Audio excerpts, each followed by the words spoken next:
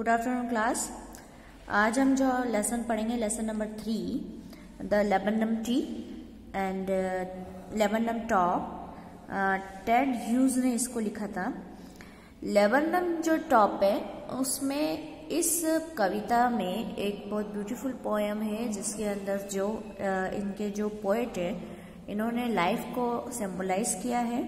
और लेबनम जो है तो लेबनम इसमें आपको एक ट्री है जिसे हम हिंदी भाषा में अमलतास का पेड़ कहते हैं और जिसे इंग्लिश में लेबनम कहते हैं। तो उस ट्री के बारे में बताया गया है कि किस प्रकार से जीवन में जो है किसी भी व्यक्ति का बिहेवियर है या उसका एटीट्यूड है किस प्रकार से चेंज होता है। पढ़ना शुरू करते हैं। The laburnum top is silent quit still in the afternoon yellow September sunlight, a few leaves yellowing and all seeds fallen. Laburnum top जो है वो पूरी तरीके से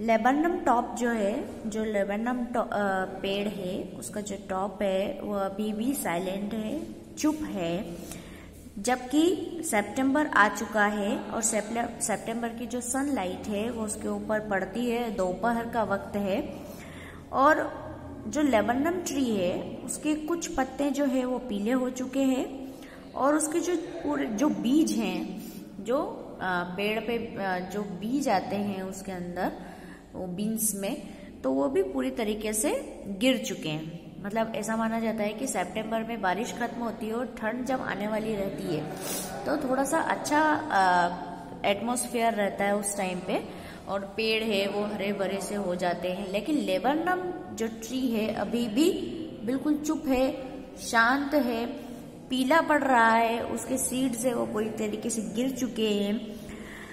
till the gold Finch comes.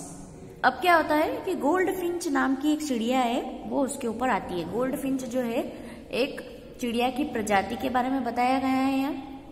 तो गोल्ड फिंच चिड़िया जो है उसके ऊपर ट्री के ऊपर आती है विथ अ ट्विचिंग चिप, बिल्कुल चहचहाती हुई और खुशनुमा सी चिड़िया जो है वो पेड़ पे आ जाती है। Suddenness, statement and a branch end, शाखाओं के अंत में जो है बिल्कुल जो दुखद जो जैसे चुप रहता था पेड़ और बिल्कुल दुखी दुखी सा रहता था वो अब बिल्कुल खुशनुमा हो गया। मतलब जैसे चिड़िया आई तो पेड़ जो है अब बिल्कुल खुशनुमा हो गया है। शाखाओं के अंत तक जो उसकी दुख थे जो उसके चुप रहता था वो बिल्कुल अब दूर हो चुका है।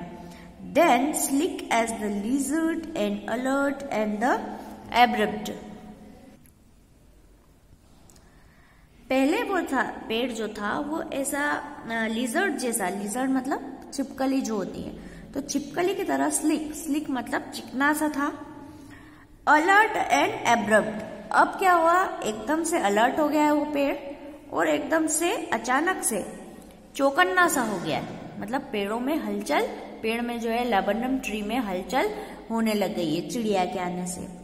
She entered the thickness and machine startup, पेड़ के मोटाई में जो चिड़िया है उसने अपना घोंसला बनाया है, वहां वो रहने लगी है और ऐसा लगता है कि पेड़ में मशीन जो है वो स्टार्ट हो गई। मतलब पेड़ के अंदर हलचल महसूस होना, पेड़ अब खुश रहने लगा है।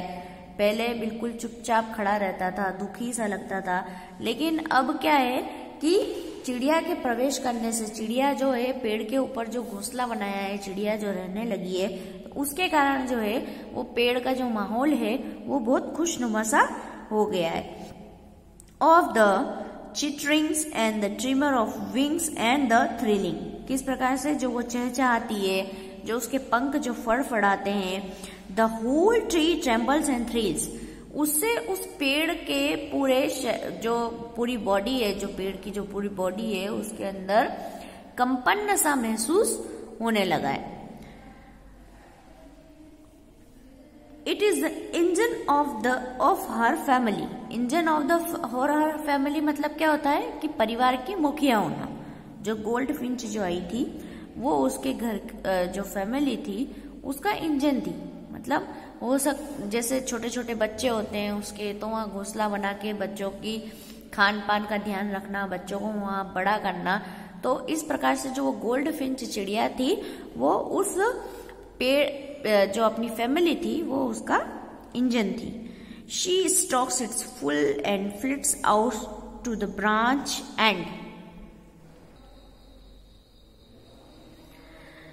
वह अपने वहां रहते हुए, पेड़ पे रहते हुए इसको जो है वो पूरी तरीके से पेड़ को, लेबेंडम ट्री को बड़ा करती है।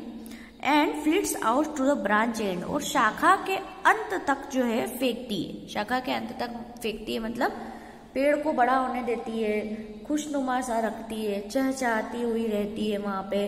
इसके कारण जो सन्नाटा था जो पेड़ के आसपास, जो पेड़ जो दुखी सा रहते था वो अब खुशनुमा रहने लगा है। Showing her the Baird face identity mask. ऐसा लगता है कि जो पेड़ ने जो मुखौटा पहन रखा था, मास्क जो पहन रखा था उसने, तो वो चिड़िया जो है उसका मास्क हटाती है और उसका जो असली चेहरा है वो सामने आ जाता है।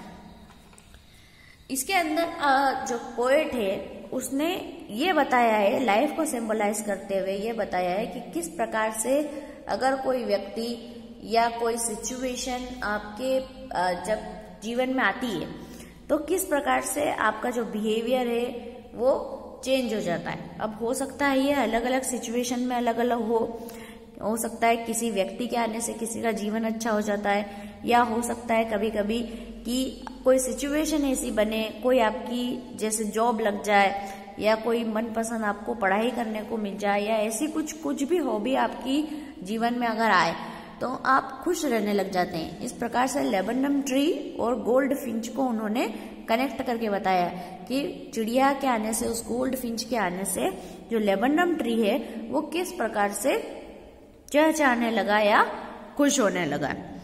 Then with the airy delicate whistle chirp whispering she launch away towards and the infinite. उसके बाद क्या होता है कि जो उसकी जो भयानक सी सीटी थी, चहचहाती थी, वो जो फुसफुसाती थी, वो अब खत्म हो चुकी है। अब जो है चिड़िया मतलब वहां से चली गई है ना। तो चिड़िया जब वहां से चली जाती है और इनफाइनाइट मतलब बिल्कुल दूर तक, अनंत चली जाती है, मतलब वापस आने की उसकी कोई संभावना नहीं है। And the laburnum tree subsides to the empty, और जो लेबेंडम ट्री है वो फिर से खाली हो जाता है, फिर से चुप हो जाता है, फिर से सन्नाटा हो जाता है वहाँ और दुखी सा रहने लगता है। तो इसके अंदर जो है पोएट ने किस प्रकार से एक कविता के माध्यम से आपको बताया है कि किसी की लाइफ में कोई सिचुएशन या किसी व्यक्ति के आने से, कोई हॉबी आने से किसी का जीवन किस प्रकार से खुशमय हो जाता है। और ये जो लेबेंडम ट्री है और गोल्ड फिंच है, इन दोनों को जो है लाइफ से कनेक्ट करके और पोएट ने बताया है। तो इस प्रकार से आपकी ये पोएम जो है वो एंड होती है। क्वेश्चन आंसर मैं आपको सेंड कर रही हूँ, इसमें अगर कोई डाउट है आप तो आपको पूछ सकते हैं।